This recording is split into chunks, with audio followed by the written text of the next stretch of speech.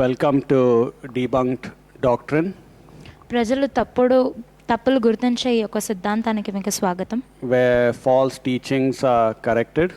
అంటే ఈ యొక్క సందేశంలో తప్పుడు సిద్ధాంతాలు అనేటువంటివి సరిచేయబడతాయి. The last teaching was about praying to the Holy Spirit. ముందుగా మనం నేర్చుకున్న అంశం ఏంటంటే ఏ విధంగా అంటే పరిశుద్ధాత్ముడికి ప్రార్థించడం అనే అంశంలో Where I explained how it is not right to pray to the Holy Spirit. పరిశుద్ధాత్ముడికి ప్రార్థించడము ఏ విధంగా అది సరైనది కాదని మనము స్పష్టం చేసుకున్నాము. If you did not watch it, I request you to watch that teaching also.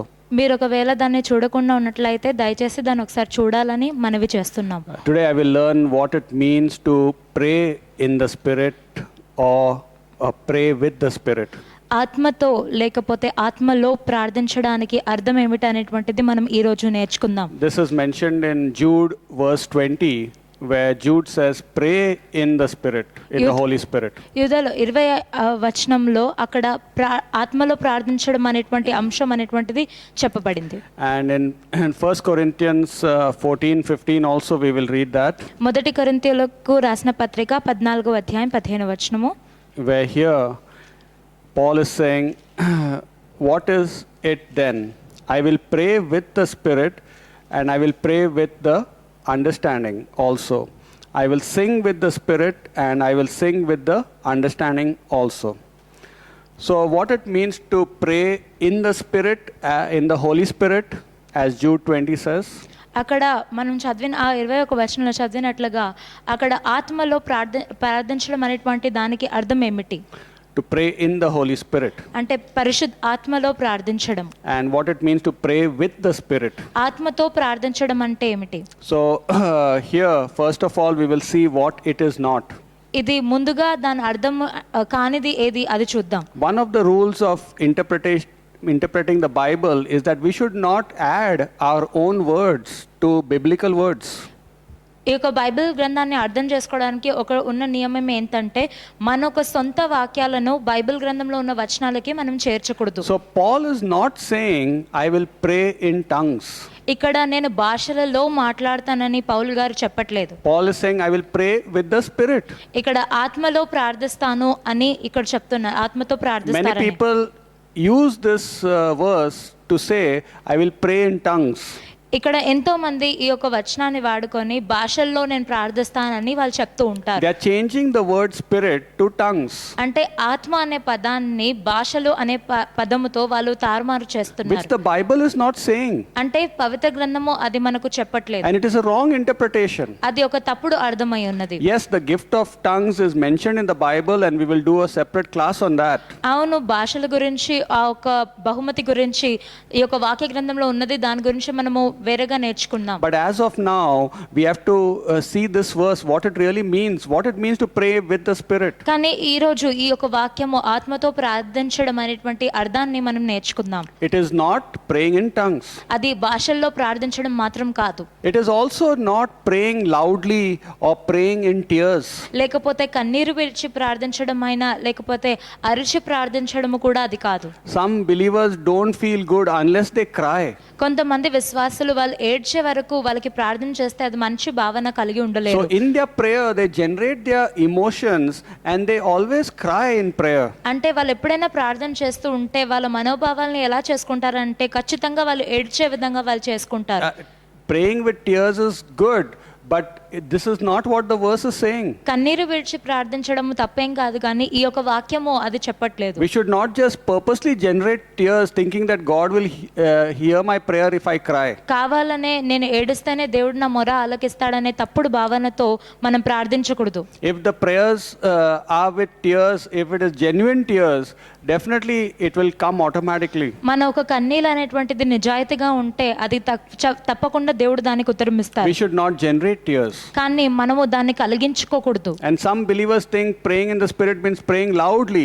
కొంతమంది ఆత్మతో ప్రార్థించడం అంటే గట్టిగా అరిచి ప్రార్థించడం అనుకుంటారు. We should not just speak loudly whereby our neighbors are disturbed. అంటే మన పొరుగు వాళ్ళు పక్కనున్న వాళ్ళు డిస్టర్బ్ అయ్యే విధంగా, అంటే వాళ్ళకి ఏదైనా ఇబ్బంది కలిగే విధంగా మనం ప్రార్థించకూడదు. We should realize that even soft prayers can be heard by God. మనం ఏం గ్రహించాలంటే నెమ్మదిగా ప్రార్థించిన ప్రార్థనలు కూడా దేవుడు ఆలకిస్తూ ఉంటారు. And also praying with the Spirit does not mean I'm praying intelligent prayers.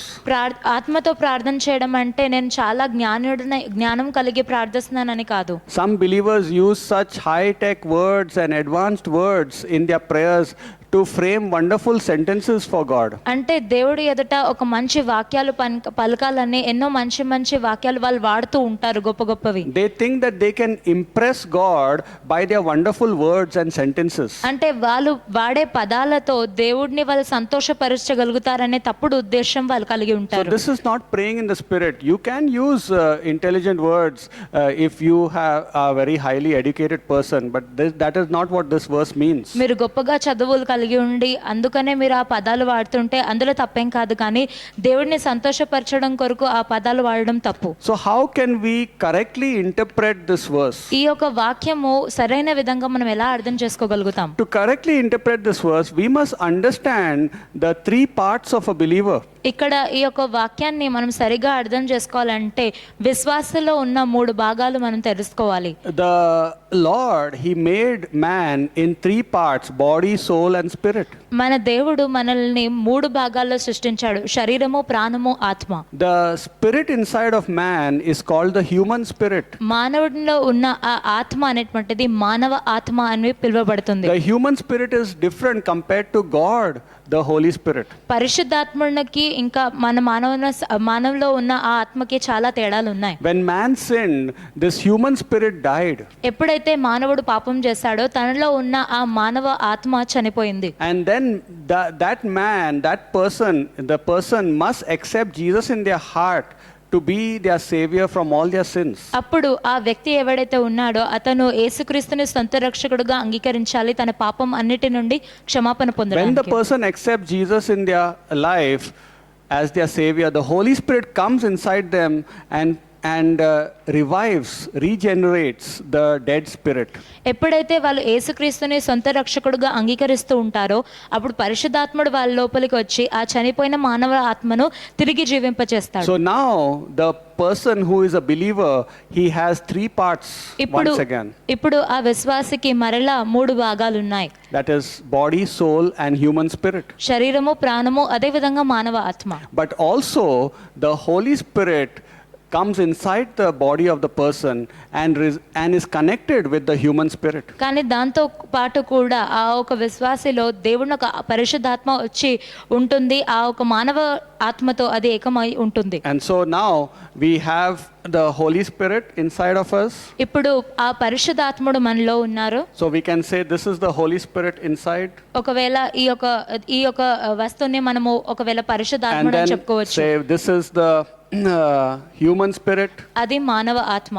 And then we can say this is the soul of a person.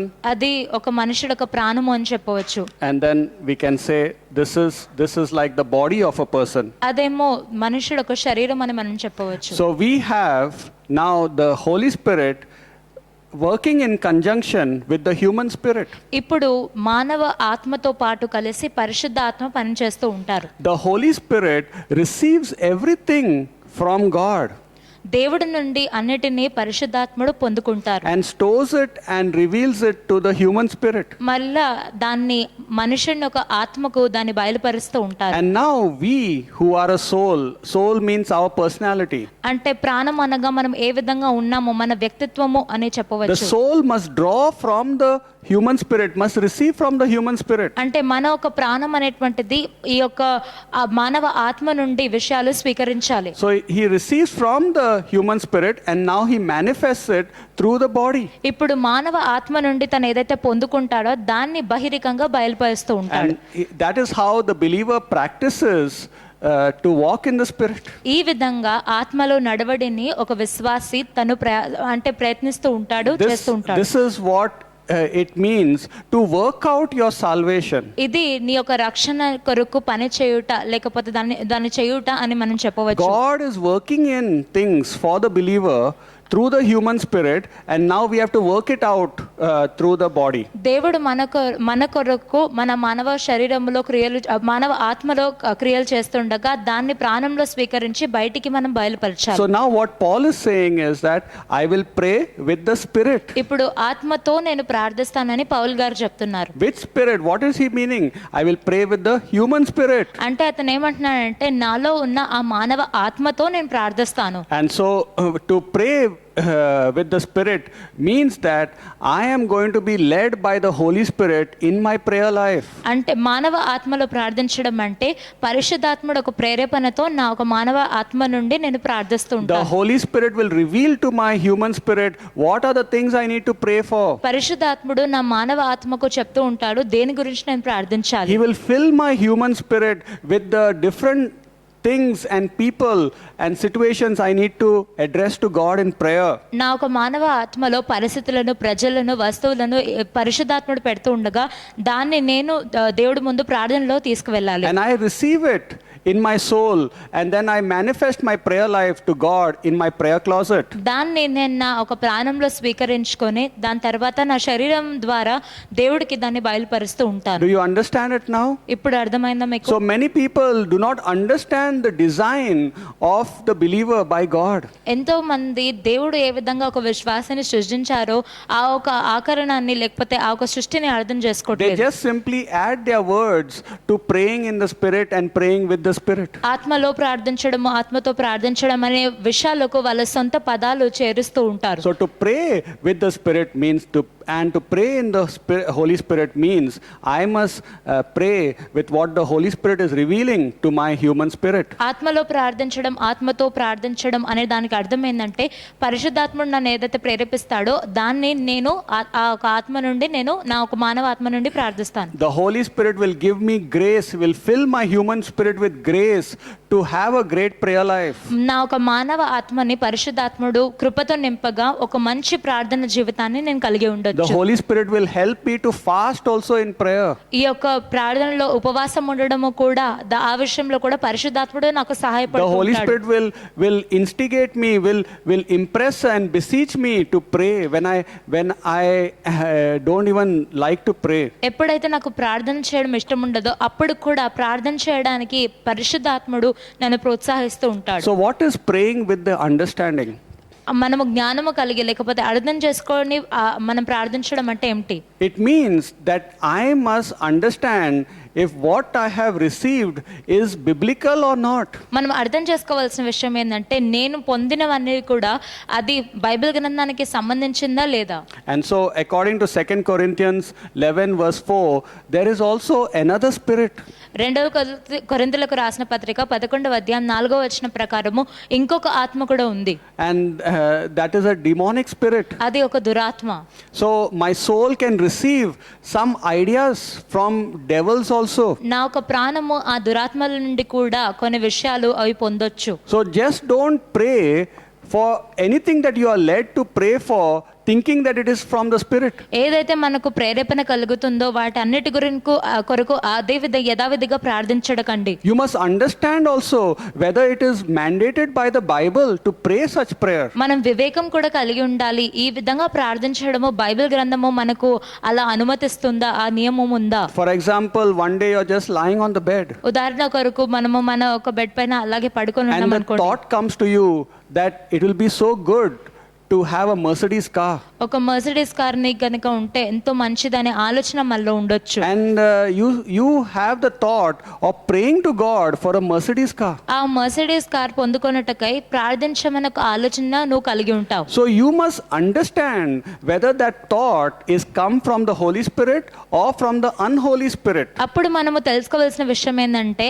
ఆ ఒక ఆలోచన దురాత్మల నుండి మనకి ఇవ్వబడిందా లేకపోతే పరిశుద్ధాత్ముడు మనకి ఇచ్చాడా? I must also understand whether the Bible warranties such prayers. ఈ యొక్క ప్రార్థనల కొరకు మనకు ఆ బైబిల్ గ్రంథం కూడా అనుమతి ఇస్తుందా, ఖచ్చితంగా జరుగుతుందని మనకు ఒక నమ్మకం ఇస్తుందా అని. Did God teach you to pray covetous prayers for self gratification? అంటే మనల్ని మనం హెచ్చించుకొనుటకై ఇలా దురాశ కలిగిన వాటి గురించి ప్రార్థించమని దేవుడు మనకు నేర్పించాడు. No, on the contrary, Bible teaches you don't be covetous of worldly things. లేదు, అదే అలాగా మనకు బైబిల్ గ్రంథం నేర్పించలేదు. మనకేం నేర్పిస్తుందంటే దురాశ మనం కలిగి ఉండకూడదు. So I must understand that that prayer is not led by the Holy Spirit. ఆ ఒక ప్రార్థన నేను అర్థం చేసుకోవాలి, అది పరిశుద్ధాత్ముడు ప్రేరేపించిన ప్రార్థన కాదు. I am praying for my self desires. నా సొంత కోరికల కొరకు నేను ప్రార్థిస్తున్నాను. That is what Paul is saying.